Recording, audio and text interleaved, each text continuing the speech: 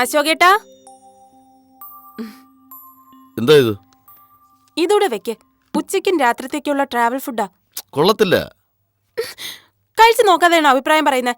എന്തായാലും ട്രെയിനിൽ കിട്ടുന്ന ഫുഡിനേക്കാൾ നല്ലതാ. അയ്യോ, എല്ലാം കൂടെ ഇതിനകത്ത് കൊള്ളത്തില്ലെന്നാ പറഞ്ഞത്. പിന്നെന്തിനാ ഞാനിതൊക്കെ കഷ്ടപ്പെട്ടുണ്ടാക്കിയത്? ഞാൻ കൊണ്ടുപോവാ. നീ പോയി ഒരു കവറിങ് എടുത്തോളൂ.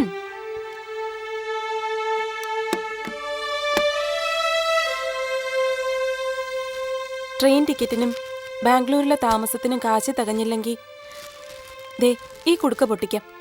എന്തായാലും ഒരു 10,000-3000 രൂപയെങ്കിലും കാണും. വേണ്ട, ഇതങ്ങനെ തന്നെ വെച്ചേക്ക്.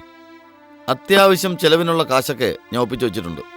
നീ നോക്കിയോ, ഇന്റർവ്യൂവിൽ ഞാൻ സെലക്ട് ആവും. പോസ്റ്റിംഗ് കേരളത്തിലായ രക്ഷ. ആ, ലീലാമ്മ ചേട്ടത്തി വന്നു. ആ,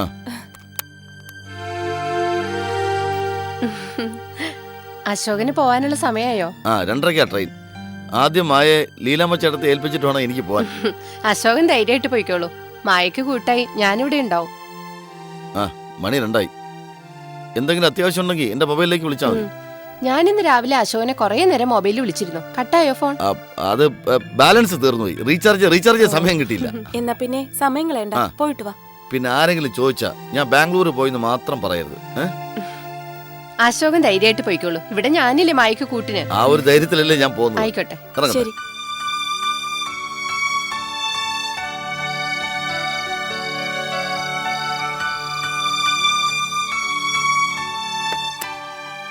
കഥയൊക്കെ നന്നായി അടച്ചോ മായ? അടച്ചു. ഇതെന്താ ഇത്? ഇതൊരു ബലത്തിന്. കഥകും ജനലും ഒക്കെ എത്ര സ്ട്രോങ് ആണെന്ന് പറഞ്ഞാലും കള്ളന്മാർക്ക് എടുക്കാനുള്ളതെല്ലാം എടുത്തോണ്ട് പോവും. പഠിച്ച കള്ളന്മാരാണേ. അത് ശരിയാ. ഡിഗ്രിയും PG കഴിഞ്ഞവരാണല്ലോ ഇപ്പൊ കക്കാൻ നടക്കുന്നത്.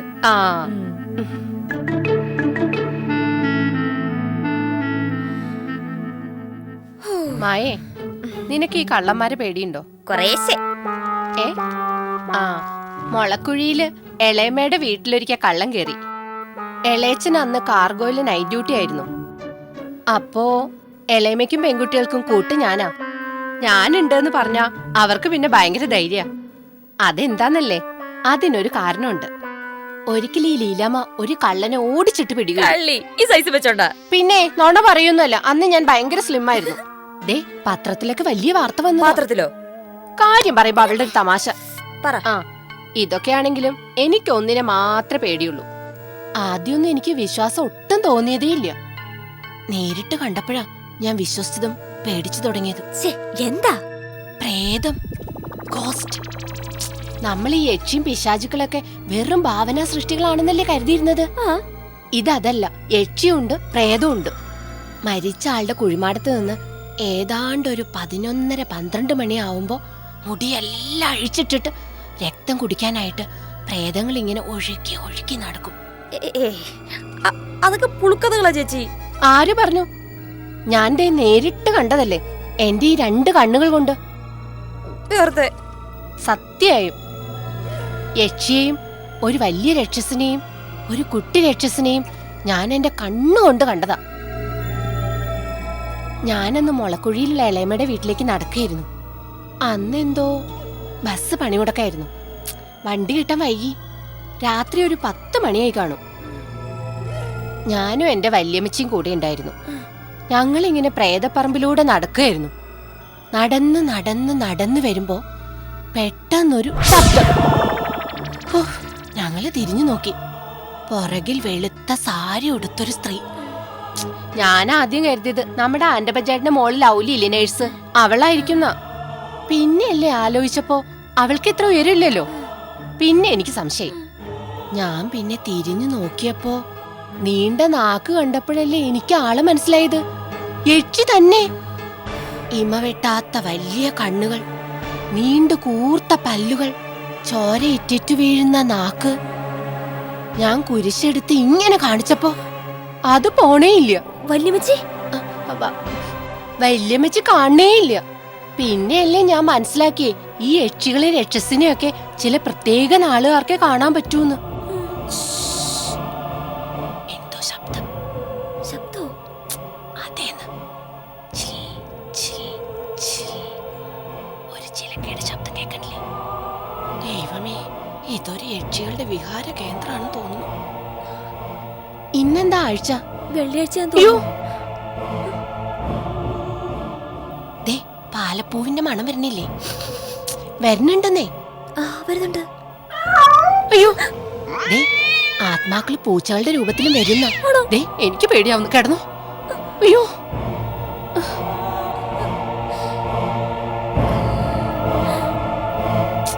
ഒന്ന് കിടക്കണ്ടോ?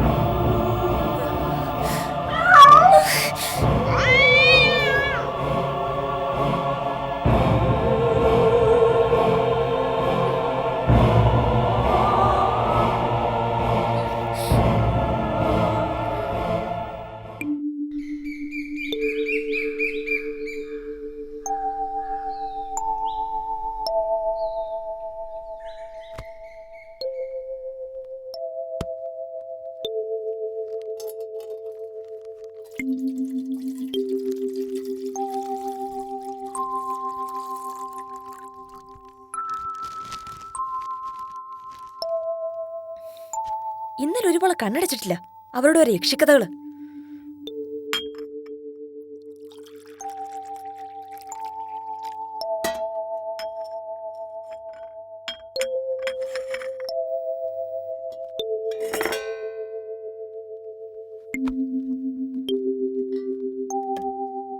മായേ, ഓ, ചായ റെഡിയായില്ലേ? ഇതാ അവിടെ ഇരിക്കുന്ന ചേച്ചി. ഇന്നലെ നല്ല ഉറക്കം കിട്ടി. അത് ശരി. ബാക്കിയുള്ളവന് ഓരോന്ന് പറഞ്ഞ് പേടിപ്പിച്ചിട്ട് ചേച്ചി കിടന്ന് ഉറങ്ങിയില്ലേ? ആ പൂച്ചയുടെ ഒരു കരച്ചില് എന്നെ ഉറക്കിയിട്ടേ ഇല്ല. ചായ കുടിക്കേ. ഇതാ.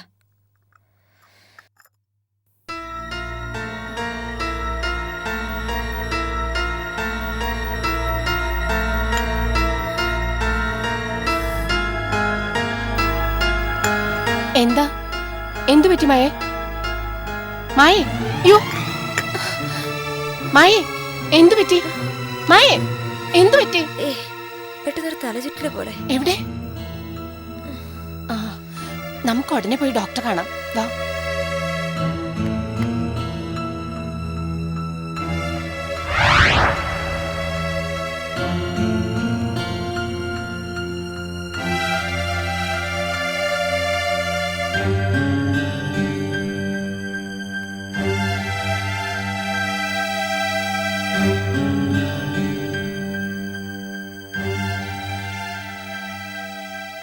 എന്താ ഡോക്ടർ? പേടിക്കാനൊന്നുമില്ല. She's pregnant. കേട്ടോ ഡോക്ടർ പറഞ്ഞത്? മായ ഒരു അമ്മയാവാൻ പോകുന്നു. ഡോക്ടറെ, ഇവളുടെ ഒരു നാണം കണ്ടില്ലേ? ആ,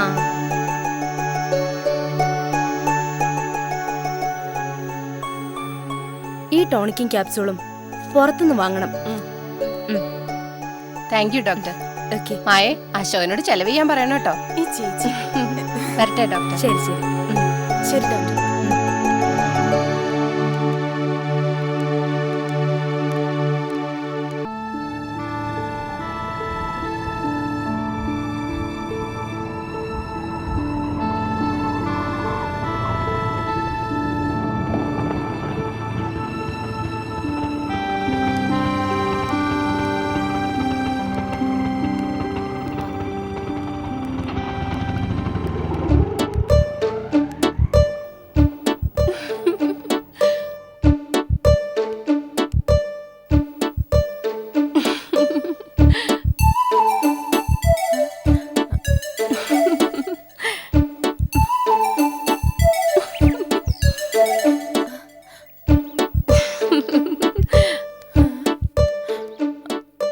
ഇവർക്കിതെന്തു പറ്റി? മായേ, എന്താ അവിടെ തന്നെ നിന്ന് കളഞ്ഞത്? വരൂ.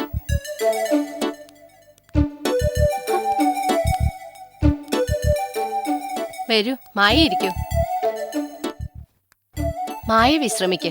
ഞാൻ ഈ സന്തോഷ വാർത്ത കോളനിയിലുള്ളവരെയൊക്കെ ഒന്ന് അറിയിക്കട്ടെ. അയ്യോ, അതൊന്നും വേണ്ട ചേച്ചി. വേണം.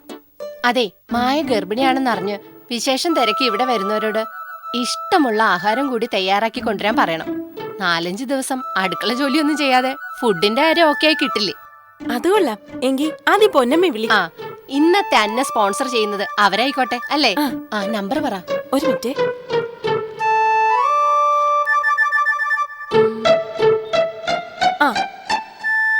232 232 3251.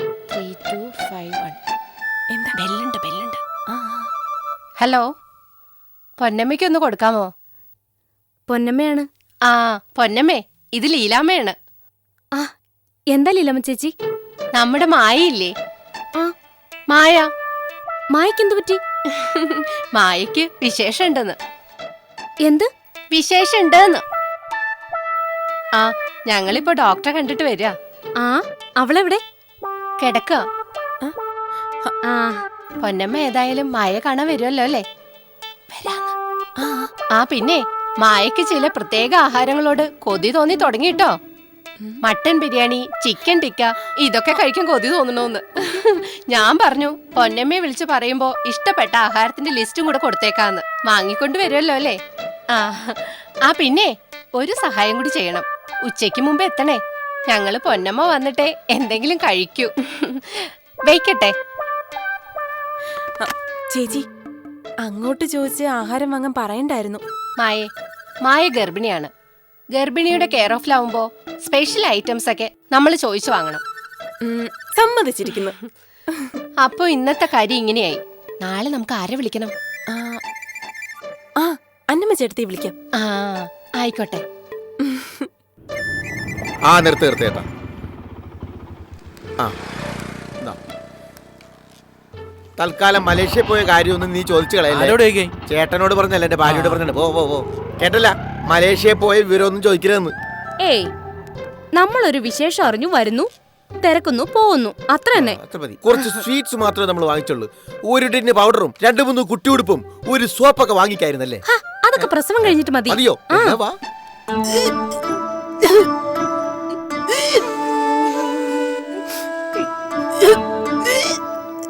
മായേ, ഈ ഛർദില് കണ്ടിട്ട് പെൺകുട്ടി തന്നെയാണെന്നാ തോന്നണേ.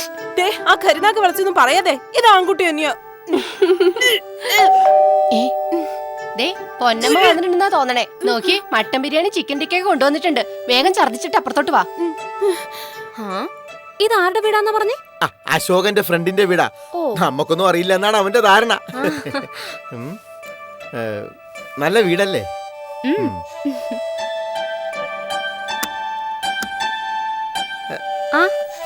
അശോകൻ എവിടെ?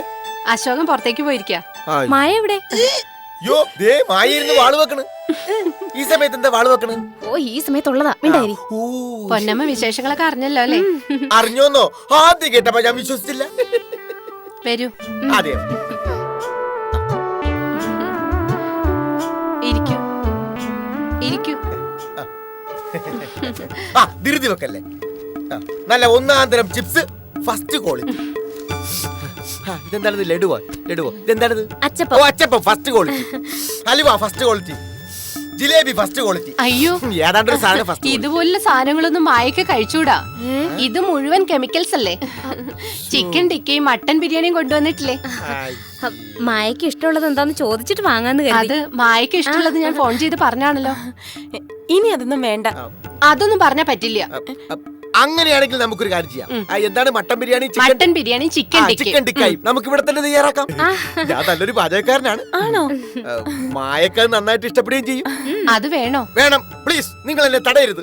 ഞാനിവിടെ ചിക്കൻ ടിക്കയും മട്ടൻ ബിരിയാണി ഉണ്ടാക്കും. ആദ്യമായി ഞാൻ അതിനുള്ള സാധന സാമഗ്രികൾ വാങ്ങിച്ചിട്ട് വരാം. ഓക്കെ? എളുപ്പം വരാം. വാ, ഇരിക്കും. പൊന്നമ്മേ, ആ ക്രെഡിറ്റ് കാർഡ് കണ്ടത്?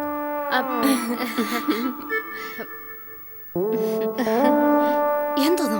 എടി, ക്രെഡിറ്റ് കാർഡ് അവര് കേൾക്കാൻ വേണ്ടി പറഞ്ഞാണ്. ചില്ലറ എന്തെങ്കിലും ഉണ്ടെങ്കിൽ എടുക്ക്. പേഴ്സിലൊന്നും പേഴ്സ് ഉണ്ടായിട്ട് വേണ്ടേ എടുക്കാൻ. പിന്നെ എന്തിനാ ചുമ്മാ ഗമാണിച്ച്? തൽക്കാലം പണയം വെക്കാം. ആ മാലൂരുത്താ. കയ്യടാ, അതിന് ഇച്ചിരി പൊളിക്കും. എടി, വാക്ക് പറഞ്ഞു എന്റെ വിലകളല്ലേ. എങ്ങനെങ്കിലും പോയി മേടിച്ചു.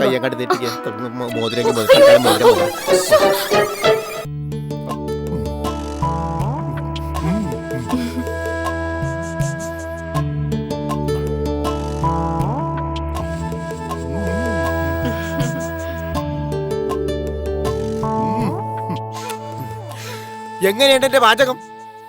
ഹോട്ടലിൽ നിന്ന് വാങ്ങുന്നതിനേക്കാളും രുചിയുണ്ട്. അശോകം മലേഷ്യ പോയിട്ട് അല്ല ബാംഗ്ലൂർ പോയിട്ട് വരട്ടെ. ഒരു ദിവസം ഞാൻ തന്തൂരി ചിക്കൻ ഉണ്ടാക്കി കൊടുക്കും. നന്നായിട്ടുണ്ടല്ലേ? ഉള്ളത് പറയാലോ. എനിക്ക് ഇതിന്റെ പ്രിപ്പറേഷൻ ഒന്നും ഒട്ടും ഇഷ്ടായില്ല. ഇത് ഇങ്ങനെയൊന്നും അല്ല ഉണ്ടാക്കേണ്ടത്. ലീലാമ്മ ചേച്ചി ഒന്നും കഴിക്കാത്ത സ്ഥിതിക്ക് ഞാൻ ചിക്കനിൽ തന്നെ വേറൊരു പ്രിപ്പറേഷൻ ഉണ്ടാക്കി തരാം. ഇന്നത്തെ ഡിന്നറിനതായിക്കോട്ടെ. പോണ്ടേ നമുക്ക്? ഇന്നത്തെ ഡിന്നർ കൂടി ശരിയായി കൊടുത്തിട്ട് നമുക്ക് നാളെ പോകാം. ഡിന്നർ ഒന്നും വേണ്ട, നിങ്ങളൊരു കാര്യം ചെയ്, നാളെ പോയാ മതി. അവര് പൊയ്ക്കോട്ടെ, ഇത് തന്നെ ധാരാളം. നാളെ മായയ്ക്ക് വേണ്ടി ചില പ്രത്യേക ആഹാരങ്ങൾ തയ്യാറാക്കിക്കൊണ്ട് സുമ വരുന്നുണ്ട്. ആണോ? ആ, അങ്ങനെയാണെങ്കിൽ നമുക്ക് എല്ലാവരും കൂടി ഇന്ന് ഇവിടെ അടിച്ചു പൊളിക്കാം. അത് വേണമെന്നില്ല, നിങ്ങൾ ഇന്ന് തന്നെ പൊയ്ക്കോളൂ. അടിച്ചു പൊളിക്കലൊക്കെ പിന്നീടാകാം. അത് മതിയല്ലേ? മതി മതി. എഴുന്നേക്കട്ടെ മായേ.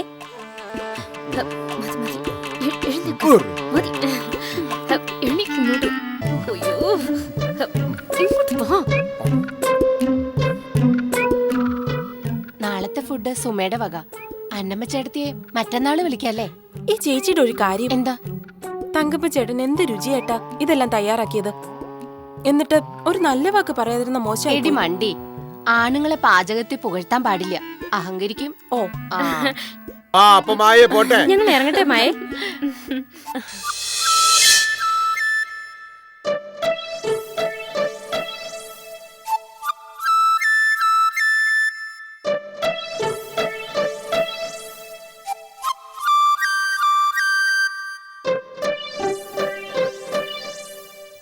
ആ, എന്ത് തീരുമാനിച്ചു?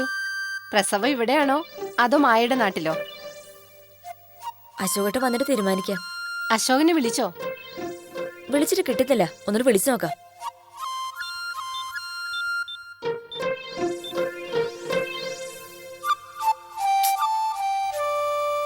കിട്ടുന്നില്ല, ലൈൻ പോകുന്നില്ല.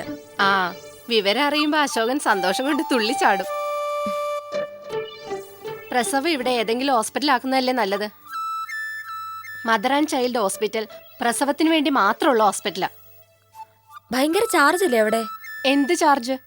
എന്റെ ഇളയമയുടെ മക്കള് രണ്ടും പ്രസവിച്ചത് അപ്പോളയിൽ വെച്ചായിരുന്നു, ഡൽഹിയിലെ. ആ, രൂപ 50,000 അവിടെ ചെലവായത്. എന്തായാലും അശോകട്ടൻ വരട്ടെ. മദർ ആൻഡ് ചൈൽഡ് ആവുമ്പോ ഒന്നും കൊണ്ടും പേടിക്കണ്ട. ജയലക്ഷ്മി ഡോക്ടർ നല്ലൊരു ഗൈനക്കോളജിസ്റ്റാ. ആരെങ്കിലും പ്രസവം എവിടെയാന്ന് ചോദിച്ചാ നമുക്ക് അന്തസ്സോടെ പറയാലോ.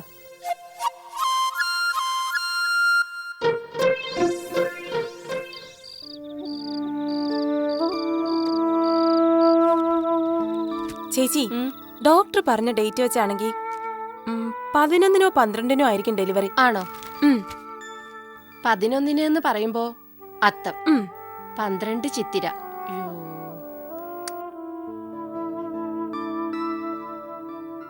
എന്താ ചേച്ചി? ഞങ്ങള് ക്രിസ്ത്യാനികള് പൊതുവെ ഈ നാളും നക്ഷത്രമൊന്നും നോക്കാറില്ല. ആ, പക്ഷെ ഇളയമയുടെ മക്കളൊക്കെ നല്ല നാള് നോക്കി സിസേറിയൻ ചെയ്ത് എടുക്കായിരുന്നു. മായക്ക് അങ്ങനെ പ്രത്യേകിച്ച് ഏതെങ്കിലും നാളിനോട് ഇഷ്ടമുണ്ടോ? ഉണ്ട് ചേച്ചി, എനിക്ക് രേവതി നക്ഷത്രത്തോട് ഭയങ്കര ഇഷ്ടാ. മോഹൻലാലിന്റെ നക്ഷത്രല്ലേ? ആണോ? ആ, അയ്യോ, കോഫി അന്നൻ. ഒരു ശാസ്ത്രജ്ഞനുണ്ടല്ലോ, എന്താ അയാളുടെ പേര്? ഐൻസ്റ്റീനോ? അല്ല, ജലീലോ ജമാലോ അങ്ങനെ എന്തോ പേര്. ഗലീലിയോ? ആ, അത് തന്നെ അത് തന്നെ. ഈ ഗലീലിയുടെ നാളും രേവതിയാ. ആഹാ. ഈ രേവതി നക്ഷത്രക്കാര് പ്രശസ്തരും പണക്കാരും ആകും, ഒരുപാട് ഭൂമി വാങ്ങിക്കും, ആ, ലോകം മുഴുവൻ അവരറിയും. ആണോ? സത്യം. അങ്ങനെയാണെങ്കിൽ രേവതി നാള് നോക്കി സിസേറിയൻ ചെയ്തെടുക്കല്ലേ ചേച്ചി? ഇപ്പൊ മിക്കവരും അങ്ങനെയല്ലേ ചെയ്യണേ. ആ, അപ്പൊ അങ്ങനെ.